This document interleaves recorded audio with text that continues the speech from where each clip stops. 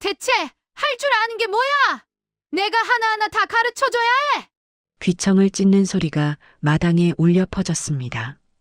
20명이 넘는 친척들이 모인 시댁 김장 모임. 그 한가운데서 한 여자의 뺨이 붉게 물들었죠. 배추 하나 제대로 못 들어? 이것도 못해? 여자의 뺨은 김장 양념보다 더 붉게 타올랐습니다. 주변 친척들의 비웃음, 수군거림, 그리고 차가운 침묵. 남편은 아내를 말리지 않았습니다. 오히려 이렇게 말했죠. 그러니까 좀 조심하지. 그날 여자는 깨달았습니다. 이 집에서 자신은 사람이 아니라는 것을요. 하지만 아무도 몰랐습니다. 이 평범해 보이는 며느리에게 어떤 과거가 있는지, 그리고 이 모욕이 어떤 반전을 불러올지.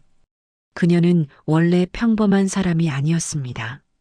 하지만 10년 동안 철저히 숨겨왔죠. 자신이 누구였는지, 무엇을 가지고 있었는지. 오늘의 이야기 시작 전에 잠시만 구독 버튼을 눌러주세요. 영상 제작에 큰 힘이 됩니다. 댓글로 시청하고 계신 곳을 알려주시면 감사한 마음 전달드리겠습니다. 그럼 이야기 바로 시작하겠습니다. 그날은 시댁의 김장날이었습니다. 윤혜진 36살. 결혼한 지 10년째 되는 해였죠. 새벽 5시. 알람이 울리기도 전에 혜진은 눈을 떴습니다. 몸이 기억하고 있었죠. 오늘이 어떤 날인지.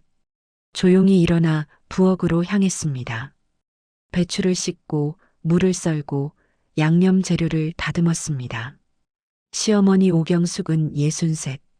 아침 8시에 일어나 마당으로 나왔죠. 마당 한가운데 놓인 의자에 앉았습니다. 혜진아, 배추 물기 제대로 털어. 양념간 맞춰봐. 그릇 더 가져와.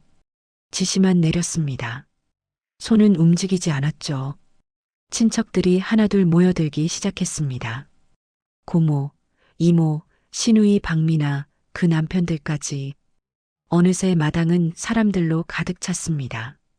20명이 훌쩍 넘었죠. 혜진은 쉴 틈 없이 움직였습니다. 배추를 나르고 양념을 섞고 설거지를 하고 물을 따르고 간식을 내오고 쓰레기를 치웠습니다. 친척들은 옹기종기 모여 앉아 수다를 떨었습니다. 혜진은 그 사이를 뛰어다녔죠. 오전 11시쯤이었습니다. 혜진이 커다란 배추 한 포기를 들고 이동하던 중이었습니다. 발이 미끄러졌죠. 바닥에 흘러있던 물 때문이었습니다. 아, 배추가 바닥에 그대로 떨어졌습니다. 그 순간, 딱, 시어머니 오경숙의 손바닥이 혜진의 뺨을 정확히 강타했습니다. 배추 하나 제대로 못 들어? 이것도 못해? 혜진의 뺨이 순식간에 붉게 물들었습니다. 김장 양념보다 더 강렬한 붉은색이었죠. 주변이 조용해졌습니다. 모두가 지켜보고 있었습니다. 시누이 박미나가 헛웃음을 흘렸습니다. 언니, 진짜 조심 좀 하지. 어머니 힘드시게. 고모 한 명이 옆 사람에게 속삭였습니다. 요즘 며느리들은 그것도 못하나? 다른 친척이 거들었습니다. 우리 때는 안 그랬는데 말이야. 혜진은 고개를 들 수 없었습니다. 귀가 따가웠습니다. 뺨보다 더 뜨거웠죠. 그때 남편 박도연이 나타났습니다. 혜진은 속으로 생각했죠. 이제 막아주겠지. 날 감싸주겠지. 10년을 함께 살았습니다. 한 번쯤은 자기 편이 되어줄 거라 믿었습니다. 하지만 도연의 입에서 나온 말은 전혀 달랐죠. 그러니까 좀 조심해라. 어머니 화나시게 왜 그래. 혜진의 가슴이 무너져 내렸습니다. 시어머니가 다시 소리쳤습니다. 어서 치우지 않고 뭐해? 배추 아까운 줄 알아? 돈이 얼마인데. 혜진은 떨리는 손으로 바닥에 배추를 주었습니다. 눈물이 나올 것 같았지만 참았습니다. 울면 더 무시당할 게 뻔했죠. 김장은 계속됐습니다. 혜진은 다시 배추를 나르고 양념을 섞고 설거지를 했습니다. 점심시간이 됐습니다. 친척들은 모두 식탁에 둘러앉았죠. 혜진이 차린 밥상이었죠. 혜진아, 국 더 가져와. 김치도 더 내와. 혜진은 먹지 못했습니다. 서빙만 했죠. 오후가 되어서도 김장은 끝나지 않았습니다. 저녁 7시가 넘어서야 마지막 배추가 담겼습니다. 친척들은 하나둘 짐을 싸서 돌아갔습니다. 각자 김치를 한 통씩 들고 갔죠. 수고했어, 혜진아. 말만 그럴듯했습니다. 진심은 없었죠. 마당은 엉망이었습니다. 배추잎, 양념 자국, 설거지할 그릇들. 혜진은 홀로 남아 정리를 시작했습니다. 설거지를 하고 마당을 쓸고 쓰레기를 버렸습니다. 10시가 넘어서야 모든 일이 끝났죠. 방으로 돌아온 혜진. 거울을 봤습니다. 뺨은 여전히 붉게 부어 있었습니다. 손가락으로 살짝 만져봤죠. 따끔거렸습니다. 욕실에서 찬물로 얼굴을 씻었습니다. 물이 뺨에 닿을 때마다 통증이 왔죠. 그때 문득 깨달았습니다. 이 집에서 나는 사람이 아니구나. 10년 동안 이 집에서 살았습니다. 매일 아침 5시에 일어나 밥을 짓고 시어머니 수발을 들고 집안일을 도맡아 하고 시누이 일까지 거들어주고 하지만 단 한 번도 사람 취급을 받아본 적이 없었죠. 고마움은 없었습니다. 인정은 더더욱 없었습니다. 있었던 건 지적과 무시, 그리고 오늘 같은 폭력뿐이었죠. 혜진은 침대에 누웠습니다. 천장을 바라보며 생각했습니다. 나는 왜 여기 있는 걸까? 나는 원래 어떤 사람이었지? 문득 옛날 기억이 스쳤습니다. 결혼하기 전에 나, 자유롭게 웃던 나, 당당하게 살던 나, 그 사람은 어디로 간 걸까요? 핸드폰을 켰습니다. 오래된 사진 앨범을 열었죠. 결혼 전 사진들이 나왔습니다. 그 속의 혜진은 지금과 완전히 달랐습니다. 환하게 웃고 있었죠. 눈빛도 살아있었습니다. 혜진은 핸드폰을 끄고 다시 천장을 바라봤습니다. 그날 밤 혜진의 마음속에 작은 불씨 하나가 타오르기 시작했습니다. 아직 그녀는 몰랐습니다. 이 불씨가 얼마나 큰 불길이 될지, 그리고 이 집이 어떤 진실을 숨기고 있는지. 김장날 이후 며칠이 지났습니다. 혜진은 시댁 거실 소파에 앉아 멍하니 창밖을 바라봤습니다. 햇살이 따스했지만 혜진의 마음은 차가웠죠. 문득 생각했습니다. 나는 원래 어떤 사람이었지? 기억을 더듬어 올라갔습니다. 10년 전으로, 아니 그보다 더 오래전으로. 혜진은 원래 도시계획 자문 전문가였습니다. 대학에서 도시공학을 전공했죠. 졸업 후 유명 도시계획 연구소에 취직했습니다. 재개발 프로젝트, 도시 설계, 교통체계 분석. 혜진의 손을 거쳐 간 프로젝트만 수십 개였습니다. 동료들은 혜진을 인정했습니다. 혜진 씨 분석 자료는 항상 정확해요. 발표 자료 정리도 제일 깔끔하고요. 상사도 칭찬했습니다. 윤대리, 이번 프로젝트도 수고했어. 자네 덕분에 계약 따냈어. 혜진은 당당했습니다. 자신의 능력을 알고 있었죠. 일에 자부심도 있었습니다. 무엇보다 경제적으로 안정적이었습니다. 아버지가 남겨준 유산이 있었죠. 동탄에 있는 상가 건물 한 채, 6층짜리 건물이었습니다. 1층부터 5층까지는 상가, 6층은 작은 사무실 공간. 월세가 꼬박꼬박 들어왔습니다. 한 달에 500만 원 정도였죠. 거기다 아버지가 남겨둔 예금도 있었습니다. 적지 않은 금액이었습니다. 혜진은 건물 관리를 직접 했습니다. 계약서를 검토하고 세입자와 소통하고 수리가 필요하면 직접 챙겼죠. 일도 잘하고 재산도 있고 능력도 있는 여자. 그게 바로 결혼 전 윤혜진이었습니다. 친구들이 부러워했습니다.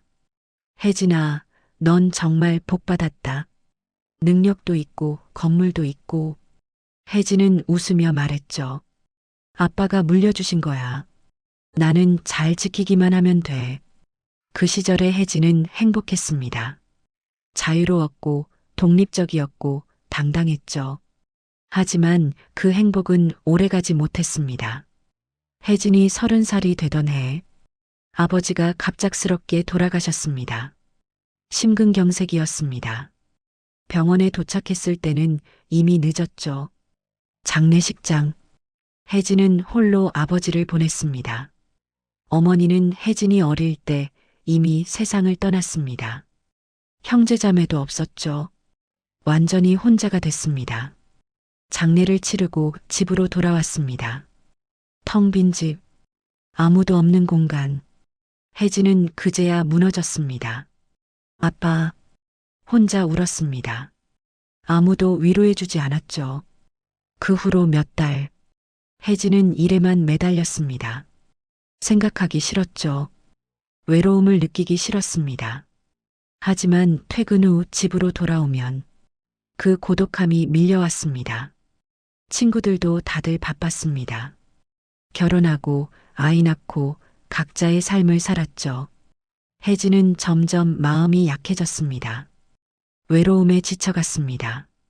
그때였습니다. 박도연을 만난 게 친구 소개로 만난 자리였습니다.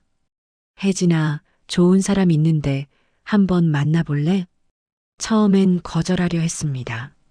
하지만 친구가 계속 권했죠. 그냥 밥 한 끼만 먹어봐. 괜찮은 사람이야. 혜진은 결국 나갔습니다. 도연은 첫인상이 괜찮았습니다. 키도 크고 웃는 얼굴도 밝았죠. 안녕하세요, 박도연입니다. 예의도 바른 것 같았습니다. 처음 몇 번은 그저 밥 먹고 커피 마시고 영화 보는 정도였습니다. 하지만 도연은 끈질겼습니다. 매일 문자를 보냈죠. 오늘 하루 어땠어요? 저녁은 드셨어요? 힘든 일 있으면 언제든 말해요. 처음엔 부담스러웠습니다. 하지만 점점 익숙해졌죠. 누군가 자신을 신경 써준다는 게, 외롭지 않다는 게 좋았습니다. 몇 달이 지나자 도연이 말했습니다. 혜진 씨, 나랑 사귀어 줄래요? 혜진은 고민했습니다. 하지만 오래 고민하지 않았죠. 좋아요. 사귀기 시작했습니다. 도연은 다정했죠. 데이트할 때마다 문을 열어줬고, 무거운 짐을 들어줬고, 혜진이 힘들어하면 들어줬습니다. 나한테 기대도 돼요. 내가 지켜줄게요. 혜진은 그 말이 좋았습니다. 누군가에게 기댈 수 있다는 게, 혼자가 아니라는 게. 도연은 자주 말했습니다. 내 꿈은 창업이야. 내 사업을 하고 싶어. 무슨 사업?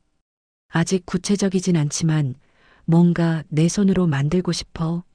내가 있으면 뭐든 할 수 있을 것 같아. 혜진은 그 말에 설렜습니다. 나를 믿어주는구나. 나를 필요로 하는구나. 외로웠던 혜진에게 도연은 빛처럼 느껴졌습니다. 그렇게 혜진은 사랑에 빠졌습니다. 아니, 사랑이라고 착각했습니다. 사귄 지 1년쯤 됐을 때 도연이 청혼했습니다.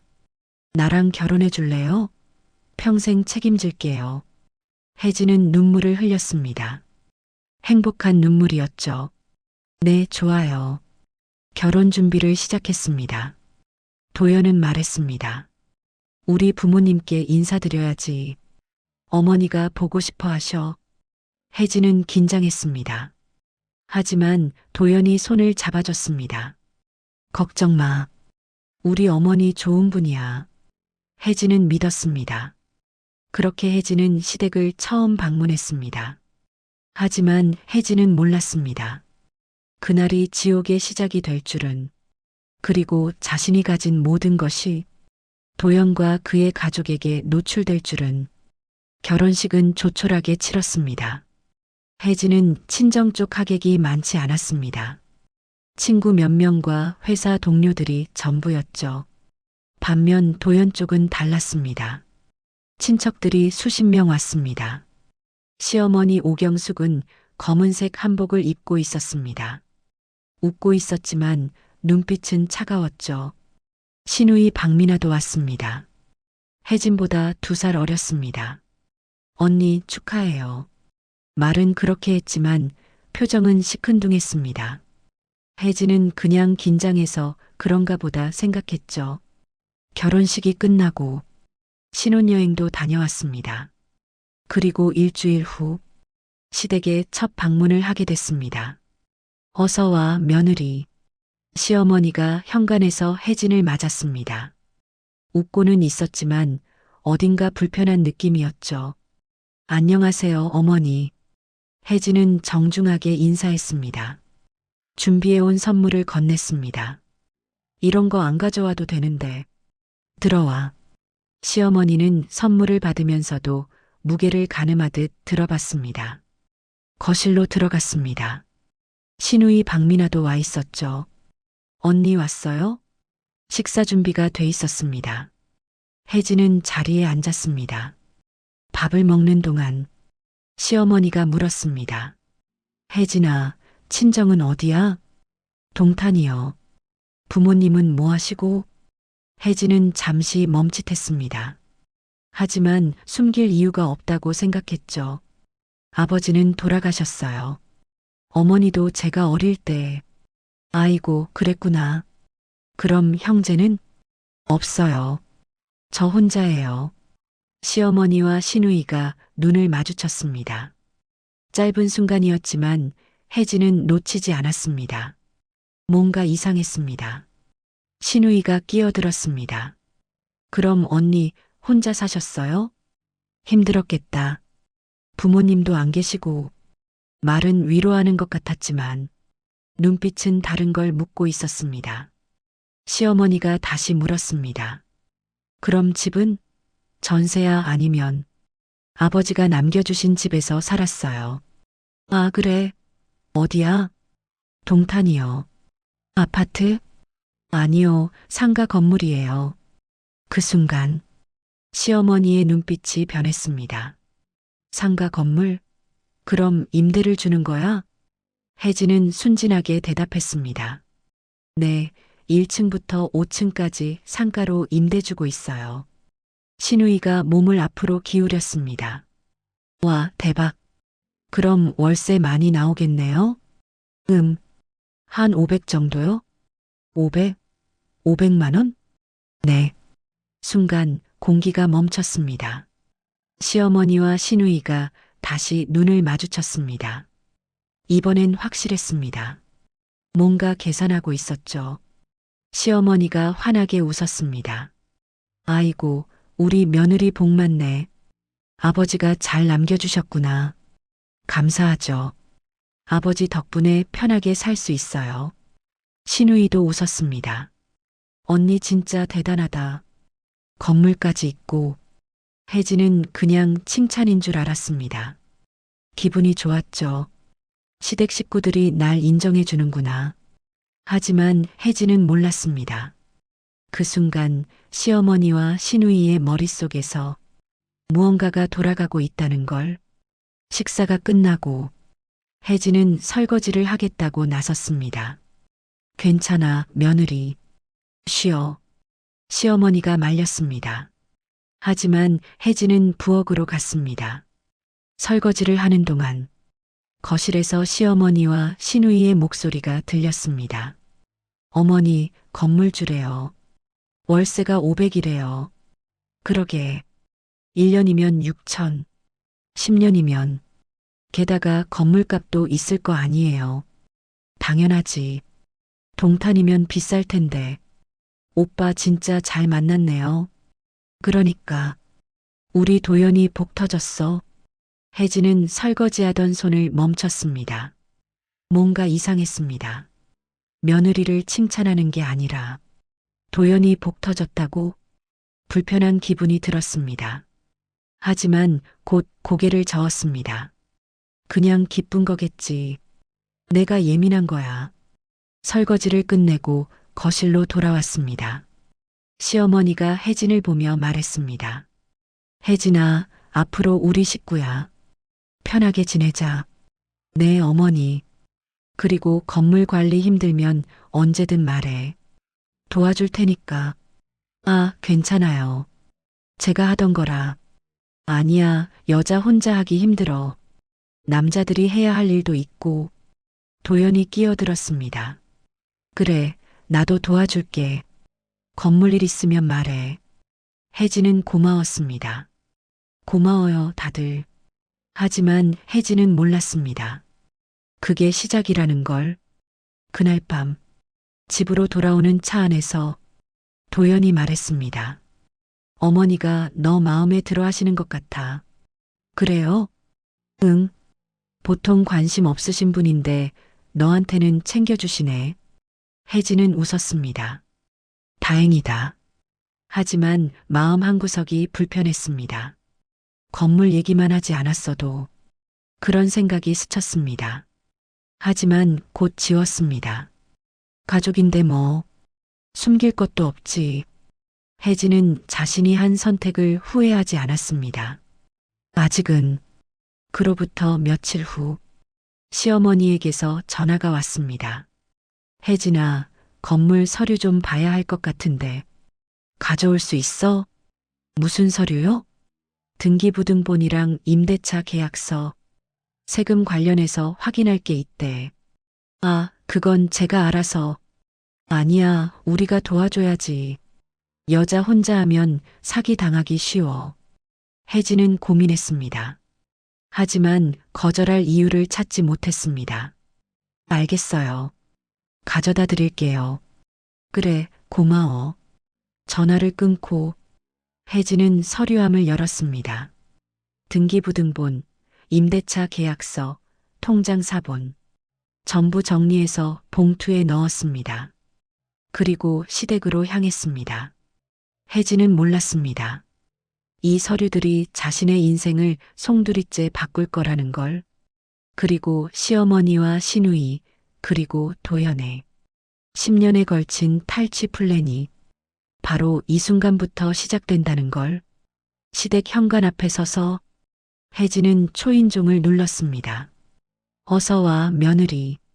시어머니의 웃는 얼굴 뒤로 혜진은 보지 못했습니다. 그 눈빛 깊숙한 곳에 숨겨진 탐욕을. 서류를 건넨 다음 날, 시어머니에게서 전화가 왔습니다. 혜진아, 건물 관리 복잡하더라. 세금 문제도 있고. 그래요? 여자 혼자 하기엔 위험해. 사기꾼들이 많거든. 혜진은 불안했습니다. 그럼 어떻게 해야 하죠? 내가 도와줄게. 서류 전부 나한테 맡겨. 인감도. 인감까지요? 그래야 필요할 때 빨리 처리하지. 너 일하느라 바쁘잖아. 혜진은 망설였습니다. 하지만 거절할 명분이 없었죠. 시어머니는 가족이었으니까요. 알겠어요, 어머니. 며칠 후, 혜진은 모든 서류를 시댁에 넘겼습니다. 등기부등본, 임대차 계약서, 통장, 인감증명서, 심지어 인감도장까지. 시어머니는 흡족한 표정으로 받았습니다. 잘했어. 이제 마음 편히 일해. 건물은 내가 알아서 관리할게. 혜진은 안심했습니다. 역시 가족이 도와주니까 좋네. 하지만 그건 착각이었습니다. 한 달이 지났습니다. 혜진은 통장을 확인했습니다. 월세가 들어올 시기였죠. 하지만 통장엔 돈이 들어오지 않았습니다. 이상했습니다. 세입자들은 항상 정확하게 월세를 냈거든요. 시어머니에게 전화했습니다. 어머니, 이번 달 월세가 안 들어왔는데요. 아, 그거 임차인 한 명이 사정이 생겼대. 다음 달에 몰아서 준다고 했어. 그런가요? 누가요? 3층 임차인. 내가 알아서 처리할 테니까 걱정 마. 혜진은 불안했지만 믿었습니다. 다음 달이 됐습니다. 역시 월세가 안 들어왔습니다. 전화했습니다. 어머니, 이번에도 안 들어왔어요. 아이고, 그 임차인이 계속 미루네. 내가 재촉할게. 제가 직접 연락해 볼까요? 아니야, 내가 할게. 내가 나서면 관계 나빠져. 혜진은 답답했지만 참았습니다. 석 달째 통장에 돈이 하나도 안 들어왔습니다. 어머니, 이번 달도. 알아. 지금 임차인들 경기가 안 좋대. 조금만 기다려봐. 혜진은 의심하기 시작했습니다. 하지만 확인할 방법이 없었죠. 서류도 인감도 모두 시어머니 손에 있었으니까요. 그 무렵 도연이 사업을 시작했습니다. 창업할 거야. 온라인 쇼핑몰. 좋은 생각이야. 얼마나 필요해? 3천만 원 정도. 혜진은 놀랐습니다. 그렇게 많이? 사무실 보증금이랑 초기 재고 때문에. 걱정 마, 금방 회수할 수 있어. 혜진은 고민했습니다. 하지만 남편을 믿고 싶었습니다. 알았어. 내 예금에서 쓸게. 도연은 환하게 웃었습니다. 고마워, 여보. 절대 후회 안 시킬게. 석 달 후. 사업은 망했습니다. 미안해. 판단을 잘못했어. 괜찮아. 다음엔 잘 될 거야. 혜진은 위로했습니다. 하지만 6개월 뒤 도연이 또 사업을 시작했습니다. 이번엔 무역업이야. 확실해. 얼마 필요해? 5천만 원. 혜진은 망설였습니다. 저번에도 잃었잖아. 이번엔 달라. 바이어도 확보했어. 막판이라 돈이 필요해. 도연은 간절했습니다. 혜진은 결국 돈을 줬습니다. 그리고 또 망했죠. 1년에 2번, 2년에 3번. 도연의 사업 실패는 반복됐습니다. 그때마다 혜진의 예금은 줄어들었습니다. 이번엔 진짜야. 내 친구가 확실한 정보를 줬어. 여보, 돈이 얼마 안 남았어. 조금만 더 믿어줘. 이번만 성공하면 다 갚을게. 혜진은 지쳐갔습니다. 하지만 거절하지 못했습니다. 남편이었으니까요. 그 사이 시누이 박미나가 혜진을 찾았습니다. 언니, 부탁 하나 해도 돼? 뭔데? 나 작은 사업체 하나 차렸거든. 온라인으로 액세서리 파는 거. 그래, 잘 됐네. 그런데 일손이 부족해서 언니가 좀 도와줄 수 있어? 내가? 응. 포장이랑 배송 준비. 어렵지 않아.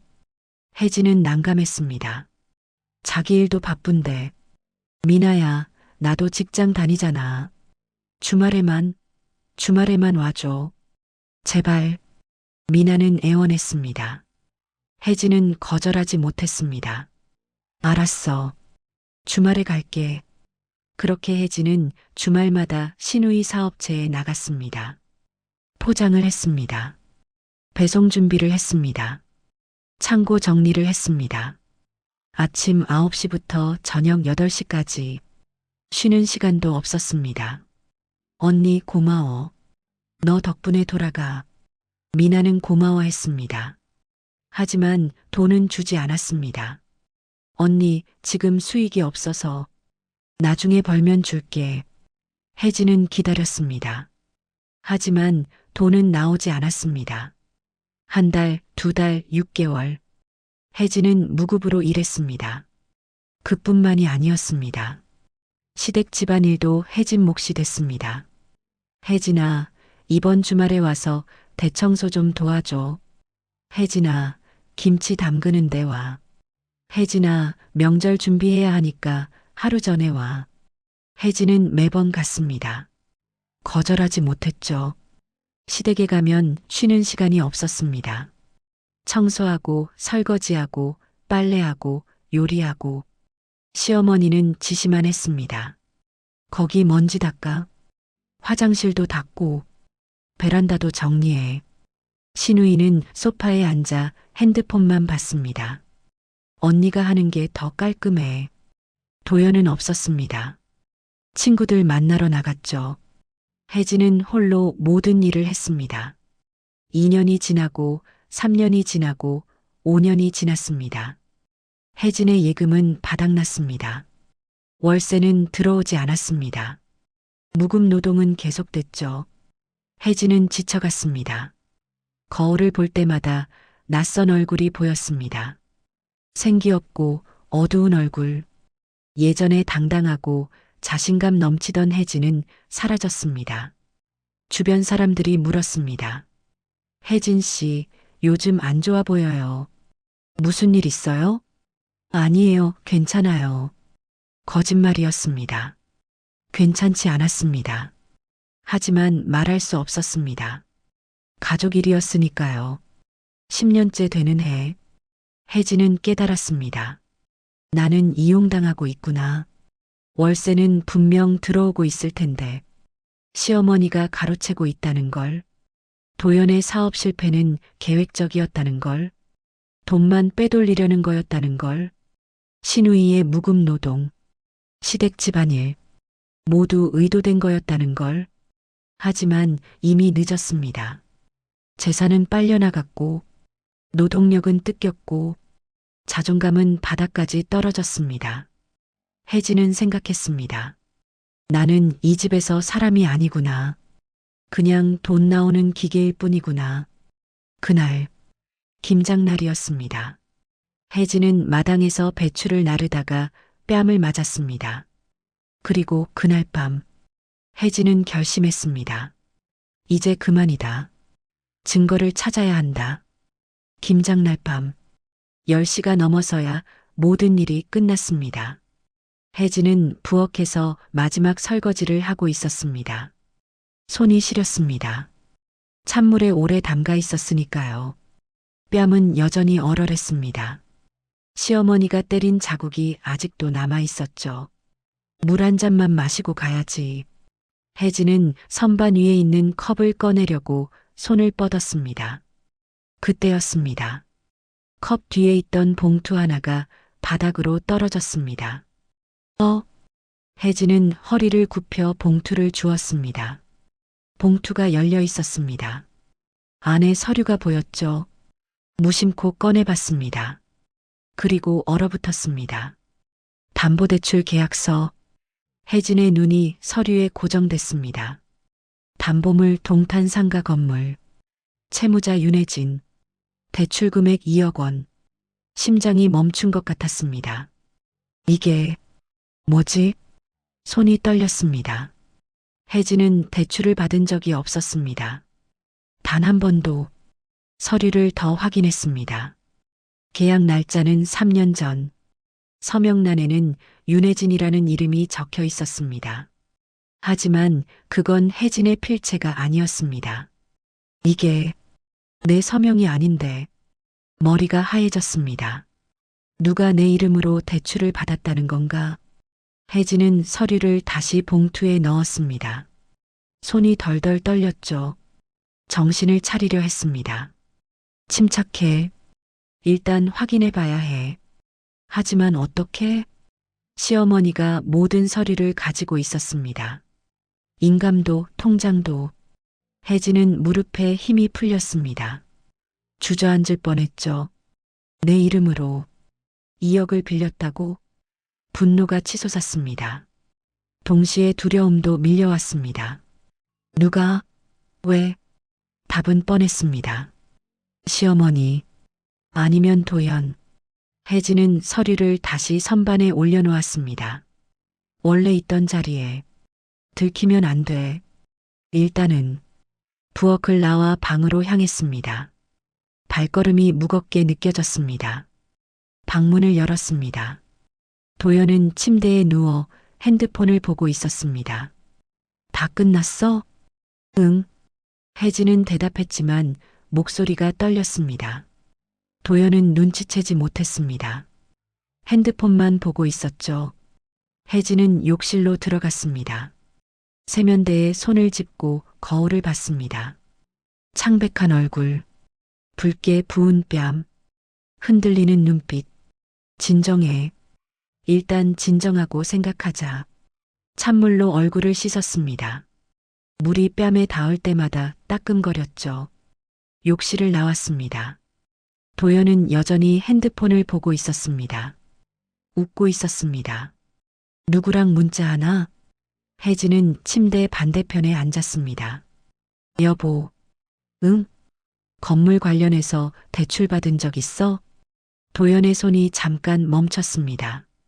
대출? 왜? 아니, 그냥. 혹시 해서. 없어. 왜 갑자기 그래?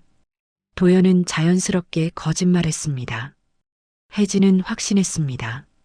알고 있구나. 이 사람도. 아니야, 그냥 궁금해서. 그래. 자, 나 피곤해. 도연은 핸드폰을 내려놓고 불을 껐습니다. 혜진은 천장을 바라봤습니다. 잠이 오지 않았습니다. 머릿속이 복잡했습니다.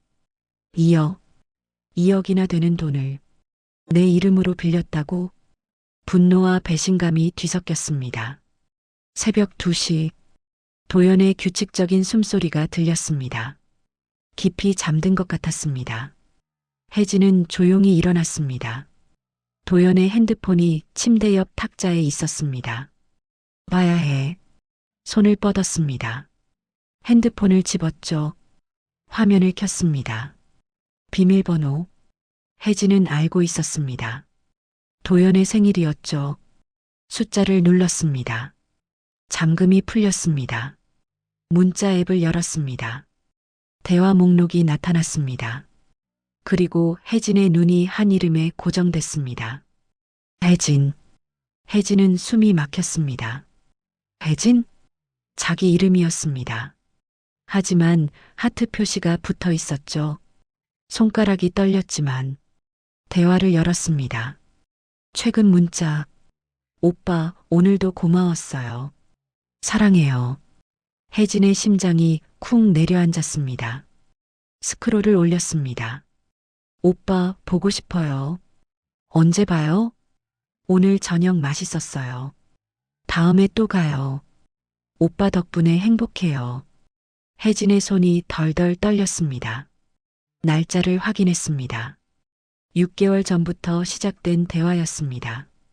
더 위로 올렸습니다. 사진도 있었습니다. 도연과 모르는 여자가 함께 찍은 사진. 레스토랑에서, 카페에서, 호텔 로비에서. 여자는 젊었습니다. 20대 후반쯤 보였죠. 혜진은 핸드폰을 내려놓았습니다. 숨을 쉴 수가 없었죠. 옆에서 도연이 뒤척였습니다. 혜진은 얼른 제자리에 누웠습니다. 눈을 감았지만 눈물이 흘러내렸습니다. 소리 없이 울었습니다. 그날 밤 혜진은 잠들지 못했습니다. 머릿속에서 계속 생각이 맴돌았죠. 2억짜리 대출, 외도, 10년간의 착취, 모든 퍼즐이 맞춰졌습니다. 시어머니와 도연, 그리고 시누이까지 처음부터 계획이었던 겁니다. 혜진의 재산을 빼앗으려는. 혜진은 이를 악물었습니다. 분노가 치솟았습니다. 하지만 동시에 차가운 이성도 작동했습니다. 지금 당장 따지면 안 돼. 증거가 없어. 서류는 시어머니가 가지고 있었습니다. 대출 서류는 부엌 선반에 숨겨져 있었죠. 증거를 모아야 해. 확실한 증거를. 혜진의 눈빛이 변했습니다. 10년 동안 당하기만 했습니다. 순진하게 믿었습니다. 참고 견뎠습니다. 하지만 이제는 달랐습니다. 뺨을 맞았습니다. 재산을 빼앗겼습니다. 남편은 바람을 폈습니다. 더 이상 참을 이유가 없었습니다. 혜진은 천장을 바라보며 다짐했습니다. 이 집에 기대면 죽는다. 증거를 모아야 한다. 그리고 모든 걸 되찾아야 한다. 그 순간 혜진의 내면에서 무언가가 켜졌습니다. 10년 동안 잠들어 있던 원래의 윤혜진이, 도시계획 전문가였던, 당당하고 똑똑했던, 자신의 권리를 지킬 줄 알았던 그 혜진이 깨어나기 시작했습니다. 새벽 5시, 해가 뜨기 시작했습니다. 혜진은 침대에서 일어났습니다. 거울을 봤습니다. 부은 눈, 붉은 뺨. 하지만 눈빛은 달랐습니다. 더 이상 무너진 여자가 아니었습니다. 싸울 준비가 된 여자였습니다. 혜진은 속으로 중얼거렸습니다. 이제 시작이야. 새벽. 혜진은 조용히 집을 나왔습니다. 도연은 아직 자고 있었죠. 밖은 추웠습니다. 하지만 혜진은 느끼지 못했습니다. 핸드폰을 꺼냈습니다. 떨리는 손으로 번호를 찾았죠. 오빠 윤재훈. 10년 만에 처음 거는 전화였습니다. 결혼하고 나서 연락을 끊었었죠. 시댁에서 친정 연락을 싫어했으니까요. 신호음이 울렸습니다. 한 번, 두 번, 세 번. 여보세요? 오빠의 목소리였습니다. 10년 만에 듣는 목소리. 혜진은 입을 열었지만 목이 메었습니다. 오빠. 혜진아? 혜진이 맞지? 응. 오빠. 그 순간 참았던 감정이 무너졌습니다. 오빠. 나. 숨이 막혔습니다. 울음이 터져 나왔죠. 혜진아, 무슨 일이야? 어디야? 오빠. 내 이름으로 대출이 있어. 뭐? 나는 한 적 없는데 2억이나. 목소리가 떨렸습니다. 제대로 말할 수가 없었습니다. 혜진아, 진정해. 천천히 말해봐. 재훈의 목소리는 침착했습니다. 경찰관 특유의 차분함이었죠. 혜진은 심호흡을 했습니다. 내 건물, 담보로 2억 대출이. 근데 난 서명 안 했어. 건물? 무슨 건물? 아빠가 남겨주신 동탄 상가. 재훈은 잠시 침묵했습니다. 혜진아, 지금 어디야? 집 근처. 당장 내 집으로 와. 주소 보낼게. 택시 타고 와. 응. 아무한테도 말하지 마. 알겠지? 응, 오빠. 전화를 끊었습니다. 혜진은 택시를 잡았습니다. 오빠 집에 도착한 건 새벽 6시였습니다. 재훈이 문을 열었습니다. 들어와. 10년 만에 본 오빠는 훨씬 어른스러워 보였습니다. 40살. 경찰경이 거실에 앉았습니다. 재훈이 물을 건넸습니다. 마시고 천천히 말해봐. 혜진은 모든 걸 털어놨습니다. 10년간의 일들, 월세가 안 들어온다는 거짓말, 도연의 반복된 사업 실패, 신우이의 무급 노동, 그리고 어제 발견한 대출 서류, 도연의 외도까지. 재훈은 말없이 들었습니다. 하지만 주먹은 단단히 쥐어져 있었죠. 혜진아. 응. 이건 사기야. 문서 위조고 횡령이야. 혜진은 고개를 끄덕였습니다. 하지만 내가 직접 수사할 순 없어. 가족 사건이니까 이해상충이야. 그럼 대신 증거 모으는 법 알려줄게. 그리고 전문 변호사 연결해줄게. 재훈은 노트를 꺼냈습니다. 지금부터 내가 하는 말 잘 들어. 재훈의 조언은 구체적이었습니다. 첫째, 서류는 절대 원본 가져오지 마. 사진으로만 남겨. 왜? 원본 없어지면 증거인멸이라고 우겨. 사진은 증거로 쓸 수 있어. 알겠어. 둘째, 위험 문자나 통화 있으면 전부 캡처하고 녹음해. 응. 셋째, 시댁집 들어갈 땐 항상 녹음 켜놓고. 오빠, 그게 불법 아니야? 자기 방어 목적이면 괜찮아. 나중에 증거로 쓸 수 있어. 재훈은 계속 말했습니다. 넷째, 당장 은행 가서 대출 내역 떼. 등기부등본도 떼고. 내 명의니까 뗄 수 있지? 당연하지. 내 건물이잖아. 그리고 재훈은 혜진을 똑바로 봤습니다. 시어머니 방 뒤져. 서류 있을 거야. 혜진은 숨을 들이켰습니다. 들키면 어떡해? 들켜도 상관없어. 어차피 싸울 거잖아. 재훈은 혜진의 손을 잡았습니다. 혜진아, 넌 할 수 있어. 원래 똑똑한 애잖아. 혜진은 눈물을 닦았습니다. 고마워, 오빠. 내일 변호사 연결해 줄게. 일단 오늘은 쉬어. 그날 오후, 혜진은 시댁으로 돌아갔습니다. 도연이 물었습니다. 어디 갔었어? 새벽부터 없길래. 산책? 산책? 추운데? 답답해서. 도연은 더 묻지 않았습니다. 혜진은 방에 들어가 대기했습니다. 오후 3시, 시어머니가 외출했습니다. 장 보러 갈게. 저녁에 올게. 문이 닫혔습니다. 혜진은 기다렸습니다. 10분, 20분. 확실히 나간 걸 확인하고 시어머니 방으로 향했습니다. 핸드폰 녹음을 켰습니다. 문을 열었습니다. 방은 깔끔했습니다. 하지만 혜진은 알고 있었습니다. 숨겨둔 게 있다는 걸. 옷장부터 뒤졌습니다. 옷들을 조심스럽게 치웠습니다. 아래쪽 서랍 잠겨 있었습니다. 혜진은 머리핀을 꺼냈습니다. 어릴 적 오빠에게 배운 방법이었죠. 찰칵 잠금이 풀렸습니다. 서랍을 열었습니다. 그리고 봤습니다. 서류 뭉치. 손이 떨렸지만 꺼냈습니다. 첫 번째 서류. 건물명의 이전 신청서.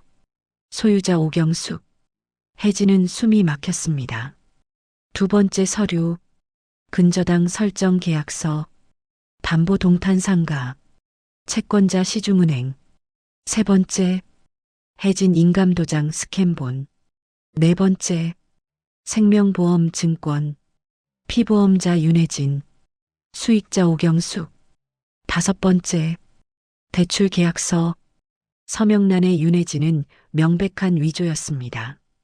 혜진은 핸드폰을 꺼냈습니다. 하나하나 사진을 찍었습니다. 떨리는 손으로. 하지만 정확하게 모든 페이지를 구석구석. 그때였습니다. 현관문이 열리는 소리가 들렸습니다. 혜진아, 집에 있어? 시어머니 목소리였습니다. 혜진은 얼어붙었습니다. 벌써? 서류를 급히 서랍에 넣었습니다. 잠그려는 순간 방문이 확 열렸습니다. 시어머니가 서 있었습니다. 혜진과 눈이 마주쳤죠. 시어머니의 눈빛이 차갑게 변했습니다. 내가 감히 내 방을 뒤져? 혜진은 일어섰습니다. 어머니, 이게 다 뭔가요? 뭐가? 제 이름으로 된 대출, 명예 이전 서류, 보험. 시어머니는 비웃었습니다. 내가 알게 뭐야? 이 집에 내 건 없어. 혜진은 똑바로 봤습니다. 제 건물이에요. 제 이름이고요. 건물? 그거 이미 내 명이야. 불법이에요. 제 동의 없이 한 거잖아요. 시어머니가 다가왔습니다. 증거라도 있어? 혜진은 핸드폰을 들어 보였습니다. 다 찍었어요. 서류 전부. 시어머니의 얼굴이 일그러졌습니다. 이것 봐라. 혜진은 물러서지 않았습니다. 경찰 신고할 거예요. 사기죄, 문서 위조죄로. 경찰? 가족끼리 무슨 경찰? 가족이 아니에요. 범죄자예요. 시어머니가 손을 들었습니다. 혜진의 뺨을 때리려 했죠. 하지만 혜진은 손목을 잡았습니다. 이제 안 맞아요. 시어머니는 충격받은 표정이었습니다. 혜진은 방을 나왔습니다. 자기 방으로 가서 캐리어를 꺼냈죠. 옷을 집어넣기 시작했습니다. 시어머니가 따라왔습니다. 어딜 가려고? 나갈 거예요. 도연이는? 상관없어요. 혜진은 캐리어를 끌고 나왔습니다. 시어머니가 막아섰습니다. 내가 여기서 뭘 할 수 있어? 아무것도 없잖아. 혜진은 웃었습니다. 맞아요. 제 건 이제 제가 찾으러 갈 겁니다. 현관문을 열었습니다. 그리고 뒤돌아봤습니다. 법정에서 봬요, 어머니. 새벽. 혜진은 오빠 집 앞에 섰습니다. 캐리어 하나, 핸드폰 하나, 그리고 증거 사진들. 그게 전부였죠. 하지만 혜진은 웃고 있었습니다. 10년 만에 제대로 된 미소였습니다. 초인종을 눌렀습니다. 재훈이 문을 열었습니다. 들어와. 혜진은 고개를 끄덕이고 안으로 들어갔습니다. 싸움은 이제 시작이었습니다. 하지만 혜진은 준비됐습니다. 이번엔 절대 지지 않을 것입니다. 다음 날 오전, 재훈이 연결한 변호사를 만났습니다. 사무실은 강남에 있었습니다. 형사 전문 변호사였죠. 윤혜진 씨 맞으시죠? 네. 변호사는 50대 중반쯤 보였습니다. 경험이 많아 보였죠. 자료 먼저 보겠습니다. 혜진은 핸드폰을 건넸습니다. 사진으로 찍어둔 서류들. 변호사는 하나하나 확인했습니다. 표정이 점점 굳어졌죠. 이거 심각하네요. 많이요? 명의도용, 문서위조, 사기, 횡령. 전부 성립합니다. 혜진은 예상했지만 듣고 나니 실감났습니다. 어떻게 해야 하죠? 일단 형사고소부터 합니다. 그리고 증거보전 신청하고요. 증거보전이요? 상대방이 서류 없앤다고 할 수 있으니까 법원에서 미리 확보하는 겁니다. 아, 필적 감정도 받아야 합니다. 서명이 위조라는 걸 증명해야죠. 변호사는 메모하며 말했습니다. 시간이 좀 걸릴 겁니다. 각오하세요. 혜진은 고개를 끄덕였습니다. 괜찮아요. 끝까지 갈 겁니다. 일주일 후 형사 고소장이 접수됐습니다. 피고소인 오경숙, 박도현, 혐의 사기, 문서 위조, 명의도용, 횡령. 경찰 조사가 시작됐습니다. 혜진은 경찰서에 출석했습니다. 진술서를 작성했죠.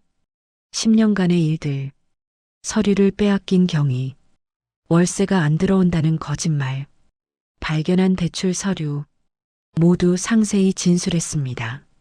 담당 형사는 고개를 끄덕였습니다. 증거가 확실하네요. 수사 들어가겠습니다. 시어머니와 도연도 소환됐습니다. 하지만 둘 다 부인했습니다. 동의하에 한 거예요. 며느리가 알고 있었어요. 서명도 혜진이가 직접 했어요. 거짓말이었습니다. 하지만 경찰은 증거를 확보했습니다. 2주일 후 증거보전 결정이 났습니다. 법원 집행관이 시댁으로 갔습니다. 혜진의 변호사도 동행했죠. 시어머니는 저항했습니다. 이게 무슨 짓이야? 하지만 법원 명령이었습니다. 집행관은 서류를 전부 압수했습니다. 혜진이 사진 찍었던 그 서류들 전부 증거로 확보됐습니다. 3주일 후 필적 감정 결과가 나왔습니다. 국립과학수사연구원 감정서, 대출 계약서 서명 위조 확률 98%, 명의 이전 서류 서명 위조 확률 97%, 압도적인 결과였습니다. 변호사가 말했습니다. 이제 상대방은 변명할 수 없습니다. 혜진은 안도했습니다. 한 달 후 경찰 수사 결과가 나왔습니다. 대출 자금 흐름 추적 완료. 2억 원 중 1억 6천만 원이 시어머니와 도연 계좌로 흘러갔습니다. 80% 용도는 명확하지 않았습니다. 하지만 흐름은 명백했죠. 추가로 확인된 사실, 혜진 명의 생명보험, 가입 시기 결혼 1년 후, 보험금 5억 원, 수익자 오경숙, 혜진은 전혀 몰랐던 보험이었습니다. 변호사가 설명했습니다. 이건 정말 악질입니다. 혹시 모를 사고 대비한 거예요? 혜진은 소름이 돋았습니다. 내가 죽기를 바랐다는 거야? 6주일 후 시어머니 측 변호사에게서 연락이 왔습니다. 합의 의향 있으신가요? 혜진의 변호사가 물었습니다. 조건이 건물 명의 원상회복, 대출 전액 상환, 그리고 위자료, 금액은 1억. 혜진은 놀랐습니다. 1억.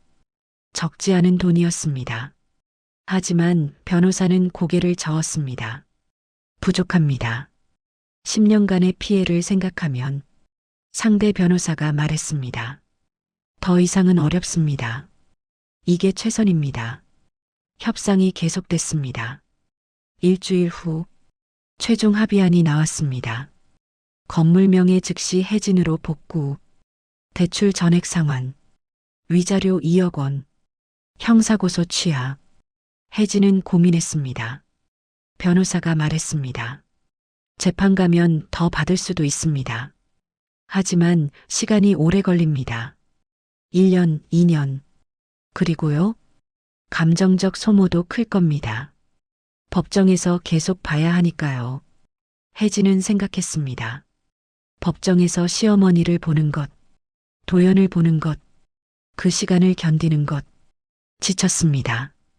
더 이상 이 사람들과 엮이고 싶지 않았습니다. 합의할게요. 변호사가 물었습니다. 확실하신가요? 네. 돈 문제가 아니에요. 이 사람들과 완전히 끝내고 싶어요. 알겠습니다. 2주일 후 합의가 성립됐습니다. 등기소, 건물 명의가 다시 윤혜진으로 바뀌었습니다. 혜진은 등기부등본을 받아들었습니다. 소유자 윤혜진, 10년 만에 되찾은 이름이었습니다. 눈물이 났습니다. 대출도 정리됐습니다. 시어머니 측에서 전액 상환했죠. 위자료 2억 원도 혜진 계좌로 입금됐습니다. 그리고 마지막, 이혼, 법원. 혜진과 도연이 마주 앉았습니다. 도연은 고개를 숙이고 있었습니다. 판사가 물었습니다. 이혼에 합의하십니까? 네, 네. 둘 다 대답했습니다. 재산 분할은 포기합니다. 도연이 말했습니다. 혜진은 아무 말하지 않았습니다. 판사가 서류를 확인했습니다. 이혼을 인정합니다. 도장이 찍혔습니다. 10년의 결혼이 끝났습니다. 법원을 나왔습니다. 도연이 뒤따라왔습니다. 혜진아. 혜진은 돌아보지 않았습니다. 미안해. 정말 미안해. 혜진은 멈춰 섰습니다. 돌아봤습니다. 도연은 울고 있었습니다. 하지만 혜진은 아무 감정도 느끼지 않았습니다. 미안하다는 말로 되는 건 아니에요. 알아. 10년이에요. 10년. 혜진의 목소리는 차갑게 식어 있었습니다. 제 인생 10년을 빼앗아 갔어요. 당신과 당신 가족이. 혜진아, 다신 연락하지 마세요. 저도 안 할 거예요. 혜진은 돌아서서 걸었습니다. 뒤돌아보지 않았습니다. 택시를 탔습니다. 기사가 물었습니다. 어디 가세요? 혜진은 잠시 생각했습니다. 그리고 대답했습니다. 동탄이요. 제 건물로요. 네. 차가 출발했습니다. 혜진은 창밖을 봤습니다. 가을 하늘이 맑았습니다. 10년 만에 보는 자유로운 하늘이었습니다. 핸드폰을 꺼냈습니다.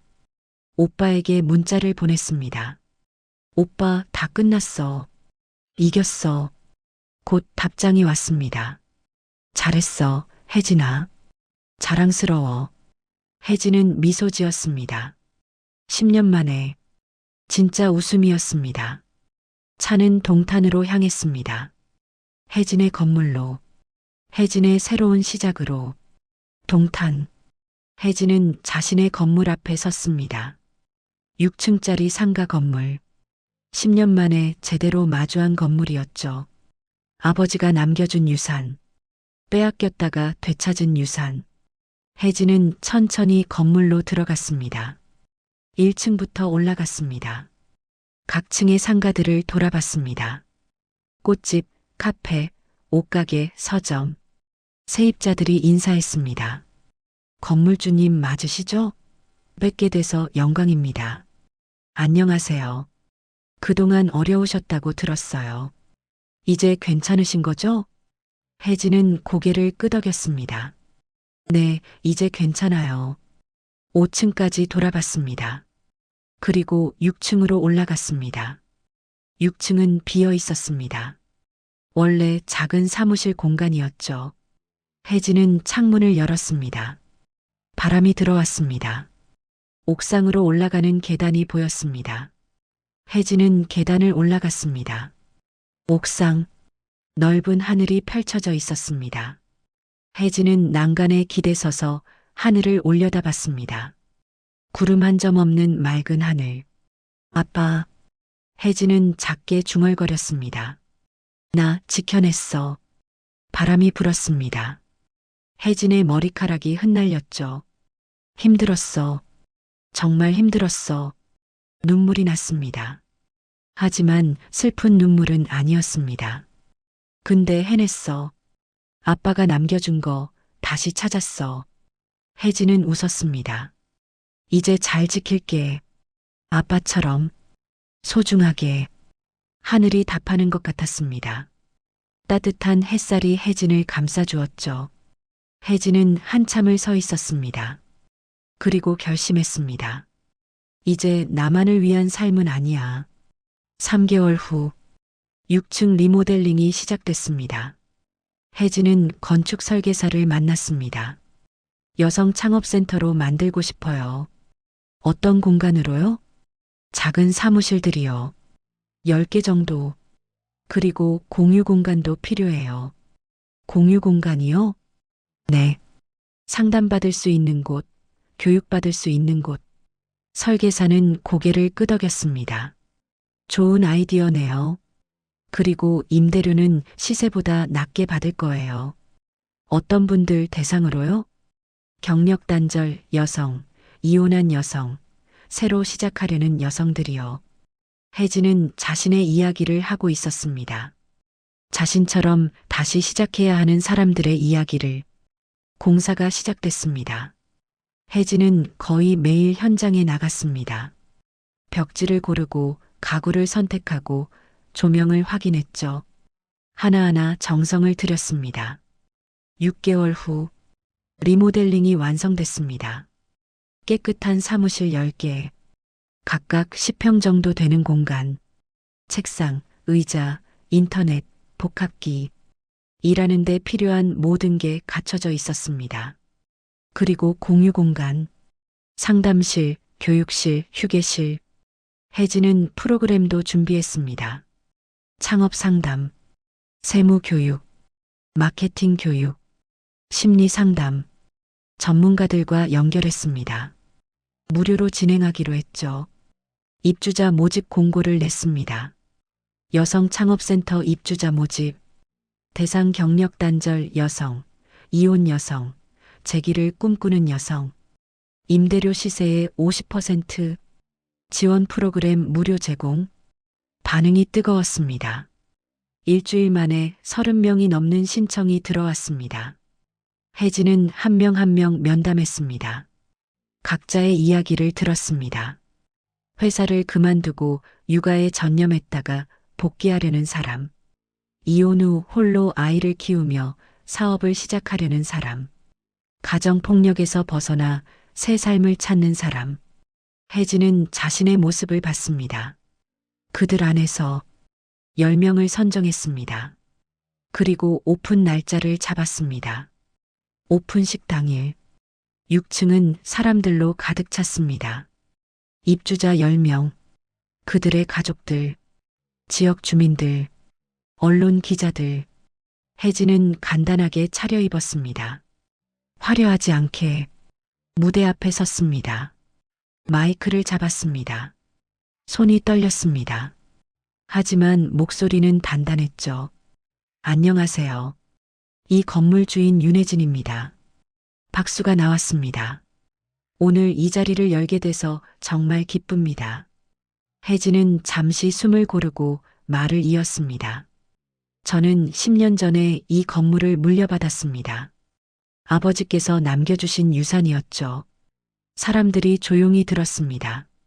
하지만 저는 그걸 지키지 못했습니다.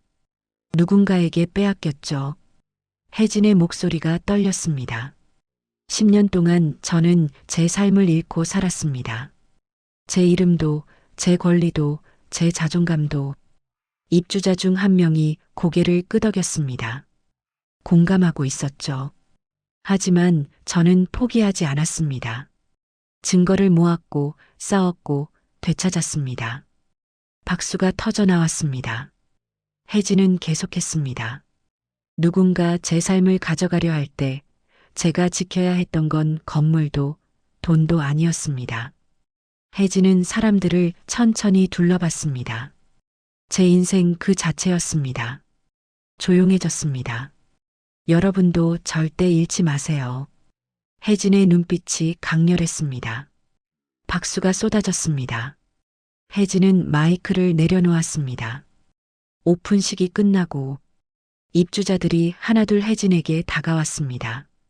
감사합니다. 정말 감사합니다. 힘내세요. 저도 응원할게요. 한 입주자가 혜진의 손을 잡았습니다. 제가 언니처럼 될 수 있을까요? 혜진은 웃으며 말했습니다. 물론이에요. 당신은 이미 시작했잖아요. 저녁, 모두가 돌아가고 혜진은 혼자 6층에 남았습니다. 창밖을 봤습니다. 동탄의 야경이 펼쳐져 있었습니다. 건물 불빛들, 자동차 불빛들, 반짝이는 도시. 혜진은 핸드폰을 꺼냈습니다. 오빠에게 전화를 걸었습니다. 오빠, 혜진아, 오픈식 잘 됐어? 응, 정말 잘 됐어. 고생했어. 오빠 덕분이야. 오빠 아니었으면 못했어. 아니야, 내가 한 거야. 혜진은 웃었습니다. 오빠, 나 이제 행복해. 알아. 목소리 들으니까 알겠어. 10년 만에 처음이야. 이렇게 가볍게 웃는 거. 앞으로 더 많이 웃을 거야. 응. 전화를 끊고 혜진은 다시 창밖을 봤습니다. 거울에 비친 자신을 봤습니다. 환하게 웃고 있는 자신. 혜진아, 수고했어. 스스로에게 말했습니다. 이제 행복하자. 지금까지 사연 빛나는 밤이었습니다. 감사합니다.